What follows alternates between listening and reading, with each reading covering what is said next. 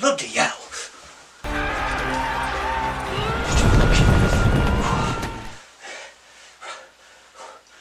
Right, Tiger Tom.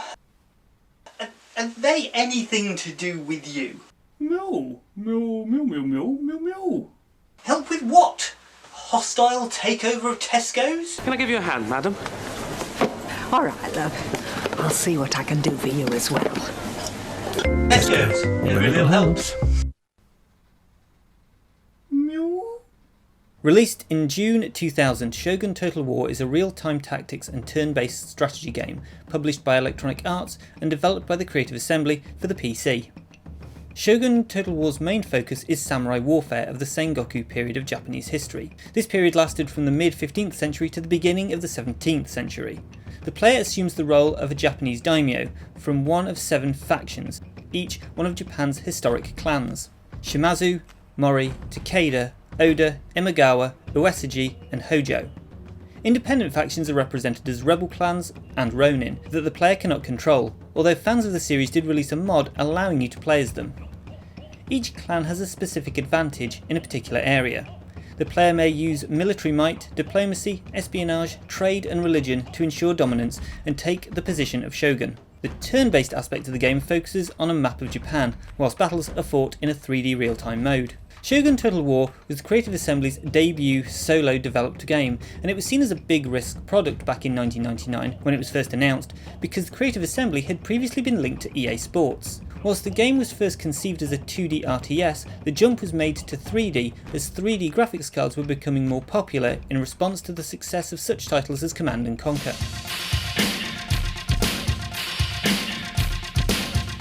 As development went on, Shogun Total War evolved into a real-time tactics game with a focus on historical authenticity. The Creative Assembly brought on historians to advise in the game's development, as well as adding a turn-based campaign map to give context to the real-time battles. Shogun Total War was well received by consumers and critics alike, but it did come under some fire regarding the game's glitches. The game would receive a Europe-only expansion pack in 2001, the Mongol Invasion, and the game's good reputation and sales paved the way for development of successive Total War releases, set in different times and regions.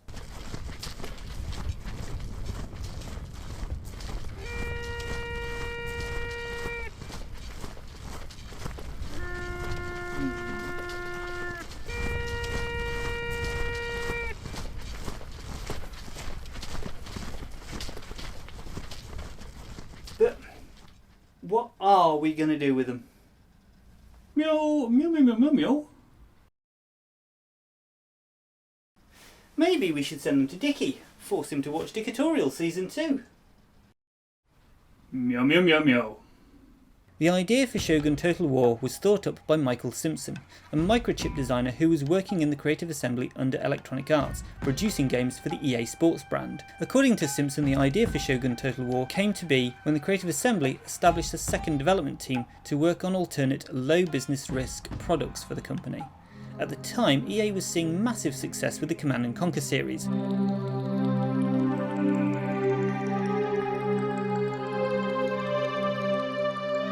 And the games industry was seeing the creation of a number of similar real-time strategy games.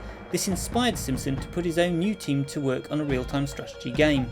As the game development went on, 3DFX video cards were becoming more and more of an industry standard, so the Creative Assembly decided to move with the times and move to 3D computer graphics over the initial 2D.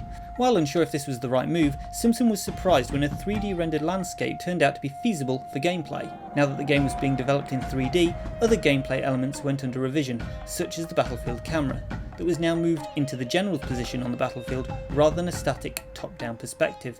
However, this did limit how far the player could see across the battlefield, and in turn fundamentally changed the nature of gameplay. Now the game would take a far more historical approach for its units and tactics. However, as an RTS, the game was coming up short. Simpson recalls that the problem was that the battles themselves were very short and we needed something to tie it together and make people care about the battles.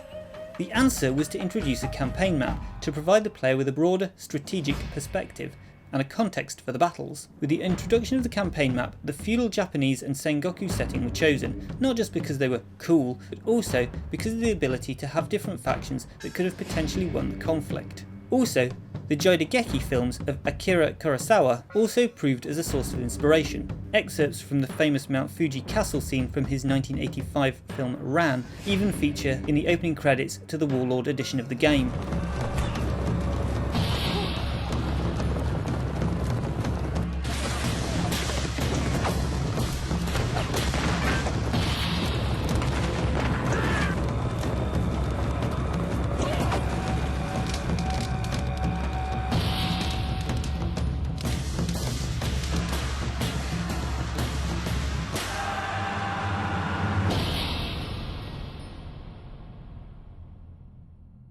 The Creative Assembly wanted to make the setting as authentic as possible. To start with, The Art of War by Chinese military expert Sun Tzu is central to tactics and the game's artificial intelligence, to provide more authentic decisions by the computer-controlled factions in the real-time aspect of the game. The Creative Assembly enlisted the aid of Stephen Turnbull, a military historian who specialises with samurai warfare. With the decision to move to 3D graphics also came the business move from a simple low-risk product to a big-risk product. The game was first shown to the public at E3 in both 1999 and 2000, where it gathered interest from the video games media. Not long after E3 2000, the game hit shelves on the 13th of June 2000. In June 2010, 10 years after its debut, the Creative Assembly announced a direct sequel, Shogun Total War 2, which released in March 2011.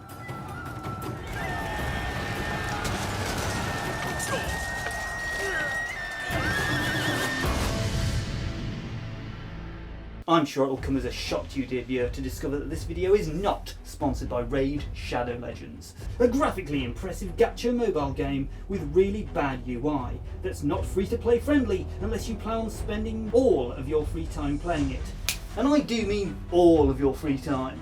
Just remember, you never liked people anyway. Why waste your time socialising? Raid Shadow Legends has no live PvP, and having social skills is overrated. You could be grinding for your next character, that the game will do absolutely everything in its power to try and convince you that it might be an epic legend, but in reality, it won't. Enter code Skyrim now into any internet browser to discover a game that is far better and much more worth playing. Not only that, but it's now been ported to so many systems that you can play it on an Etch-a-Sketch. If you like sketching and I'm for you, I'm Etch-a-Sketching, I'm fun to do, try Etch-a. If you want to have fun, try Etch-a-Sketching with me. I might not be sponsored, but what you can do is subscribe to this channel, click the notification bell, like this video, and say hello in the comments. This normally would be the part of the video where I play a little bit of the game and waffle on about my experiences playing it 20 years ago. However, there's already quite a lot of Shogun Total War on this channel, and it's called Dickytorial. Please be sure to check out my Dickytorial playlists at the end of this video. The campaign of Shogun Total War sees the player choosing a clan, removing their enemies through fierce battles, and ultimately becoming the shogun of feudal Japan. I feel like I'm just doing very well, and I'd leave it there and hopefully on a high. Each clan starts with control of various historical provinces.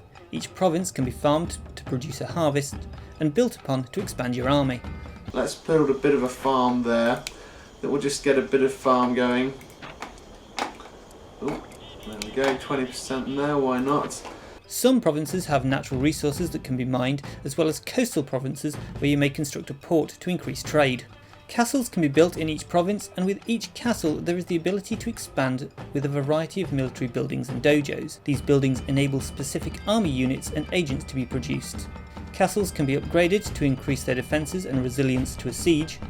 The production of anything in the game is limited by the amount of koku the player has. To generate koku, your faction must have a strong economy and harvest. Most of the game is based on the turn-based strategy map of Japan. Each turn, players can move army or agent units around the map, but can only move one bordering province at a time unless you have access to a port. Army units are made up of archers, cavalrymen, spearmen, heavy infantry and riflemen. These units are reproduced in the game's RTS tactics mode if they are entered into a battle. Each army unit is led by a general who has an honour score. That honour score will rise and fall depending on the general's success or failure in battle.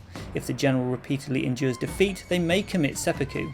The player's chosen faction daimyo not only has his own personal guard of 11 cavalrymen, but can also have heirs that will be represented as generals when they come of age.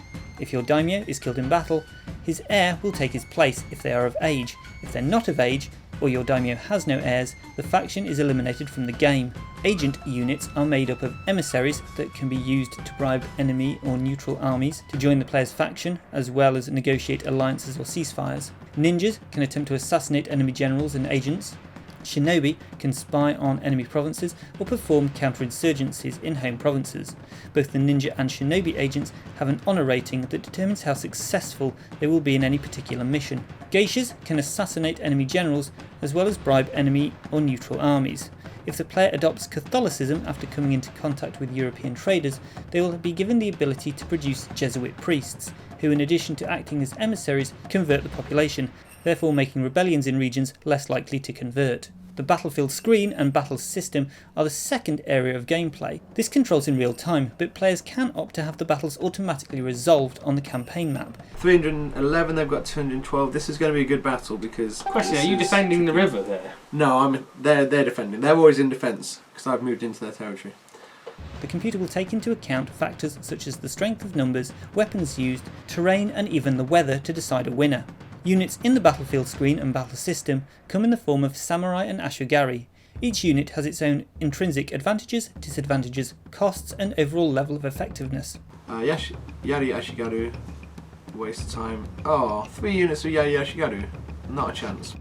To beat the enemy, the player must use contemporary tactics, formations, as well as taking into consideration the terrain of the battlefield and the weather to ensure success in battle. As previously mentioned, the game's AI was programmed with Sun Tzu's The Art of War for its teachings and tactics. Units on both sides have morale, which can increase if the battle goes well for their clan or decrease in cases such as heavy casualties or the death of a general. If the unit's morale is broken, then they will rout. In certain circumstances, however, routing units may be rallied by the general. Victory in battle is achieved by causing every enemy unit to rout or by killing the opposing army. Armies can lay siege to castles, replacing open land battles with close quarter combat within the confines of castle walls.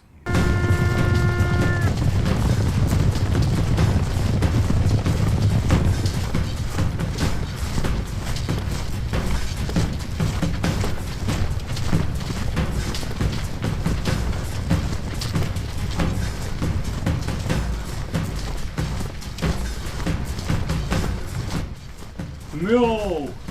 Meow, meow, meow! No?